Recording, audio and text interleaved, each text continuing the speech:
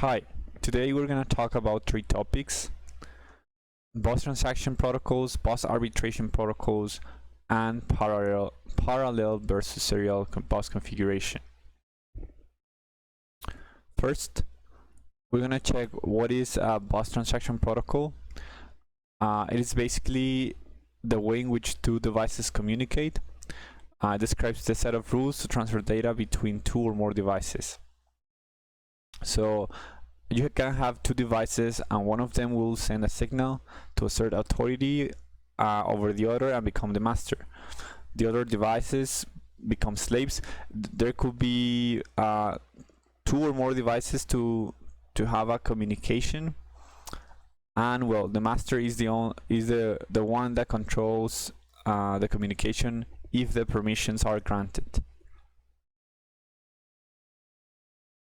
We have three types. Well, I'm gonna explain three types of transfer protocols. We have asynchronous transfer, synchronous transfer, and block transfer.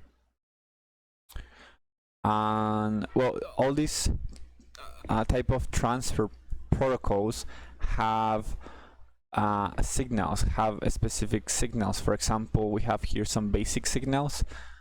We have the clock signal to synchronize. Well, this will be used in the synchronized protocol, and it synchronizes all devices by a common clock signal.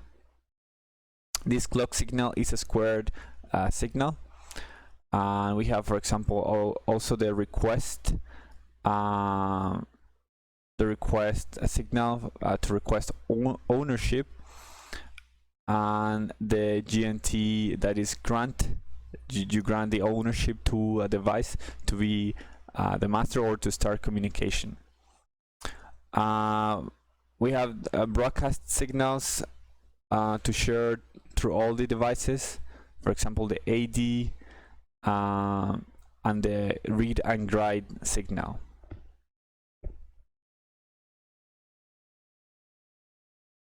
Asynchronous transfer protocol.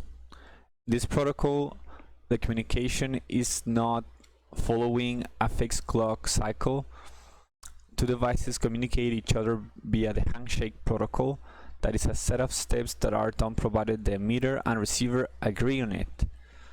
It uses three control signal instructions: read or write, RDY, that means ready, and ACK, that means acknowledge. So the devices can know whether the message was received or not with the ACK bit. We can see this type of communication in the next slide. We have here the handshake protocol. We have three buses: the data bus, the data ready bus, and the data accept bus. First, the master asserts a signal through the data ready line. So the master sends a signal, that is number one, and until the data accept from the slave is sent, the data ready line goes to a low state. After that, it triggers the number 4, that is the falling edge of the data accept signal. So this process is repeated until all data is transmitted. So it starts with a data ready signal by the master, a data accept by the slave, the falling of the data ready, and the falling of the data accept. The advantages of this and disadvantages of this protocol are: first, the elastic amount of time to respond. This could be good or bad. For example, we can avoid timeout on communication, but this elastic amount of time to respond may generate a slower communication. For example, if the master sends a ready signal through the bus and the slave doesn't respond, that may cause a delay in the system, no? And well, this type of protocol is appropriate for different speed devices. So if you have two devices with different specifications, different processing capabilities, this is a good protocol to use. Now let's talk about synchronous transfer. This transfer is following a fixed clock cycle. So a square pulse is given to both devices, and well, the communication is synchronized by this signal. Every transfer of data is carried out in a fixed number of clock cycles, and a cycle starts at one rising edge. This is a rising edge, and ends at the next rising edge. So this will be a period, a clock period. And well, here a new cycle starts. The advantages of this type of protocol is that the bus works at high speed if both devices have a good transfer date rate. So you need two devices that have the same transfer rate, so you can avoid any problem with a slower device that may delay your communication. It's simple and easy to implement. It's bad when mixing slow and fast targets, and a longer bus length is undesired to avoid clock skewing problems. So if you have two devices, and well, you have the clock signal, and there is a bus that is very long, or that have, or two buses that have different lengths, then you could have clock skewing. That is, the signal gets to the devices at different times, so there is kind of a delay in one device maybe, and there isn't a delay in the other device, so that could be a problem. And we have block transfer. This type of transfer is used when the bus bandwidth has to be larger. So imagine that you have I don't know, a 32-bit word that you want to send through the buses. So if you don't have, I mean, you cannot send the 32 bits at the same time. So what we do is we send a burst transfer in blocks, and well, this transfer is made repeatedly until the whole signal or the whole message is transferred to the other device. A block transfer consists of several word transfers which specifies only the start address, and the rest of the positions are consecutive, thus not indicated. So you start the address of the beginning of the word, and it should be, I mean, the addresses following that should be consecutive, and there shouldn't be a problem setting those other addresses. Now I'm gonna talk about bus arbitration. Arbitration resolves the conflicts when two or more devices want to become the bus master at the same time. So it's also a set of rules for devices to assert who is the master and who are the slaves, or if it's just two devices, who is the master and who is the slave. There are two types of arbitration: centralized and decentralized. For example, here we have centralized arbiter in a daisy chain scheme. Daisy chain, it means that they are connected in a serial manner. we have the arbiter, and we have 3 potential masters, all connected by via the same bus. Okay, so we have the potential master number 1 gets the signal. If this device asks for permission, then it becomes the master. If not, it sends the signal to the next device, and so on and so forth. So maybe the last device was the one that asked for permission, and until it gets through all the devices, it gets to the last device. So it may take a long time to pass the signal through all the system. We have the bus request line. It's the same. You request through this bus, and all the devices are connected in this bus. And the busy line, so you can tell if the bus request line is busy or the bus grant is busy. So I was talking about the centralized arbitration. There is one arbiter to select the next master. We can see it here, like it's just one device that selects who's the master device.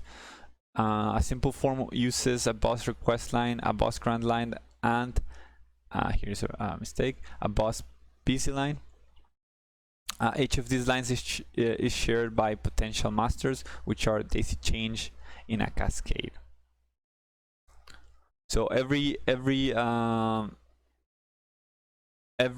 bus arbitration cycle is followed by bus utilization. So first we said who's gonna be the master, and then we send the data. Here's a centralized arbiter with independent request and grant lines. So the signal doesn't have to go through all the potential masters to get to the one that requested the signal. There could be different ways in which we can set this centralized arbiter, and I just showed you two of them. Also, we have decentralized arbitration. So the arbitration is done in a distributed fashion. There is no central arbiter. Instead of that, each potential master has an arbitration number, which is used in resolve conflicts when multiple requests are submitted. So each device has its fairness number, or its there's a hierarchy in these devices, and each of them,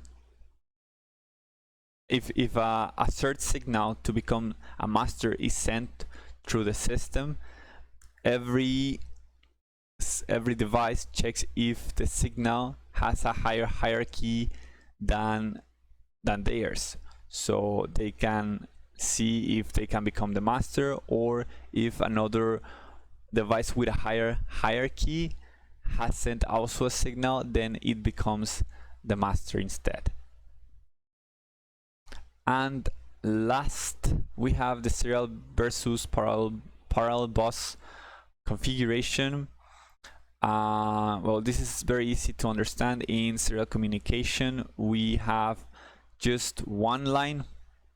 We send a signal. Well, this line has bidirectional communication, so I can send and receive data through the same line, and the communication is normally made at the same time, so computer 2 can send a bit, and you don't have to wait until the whole message is sent. For example, we can send an 8-bit word, and the computer 2 has to acknowledge that it has received the message. So it's like a duplex communication.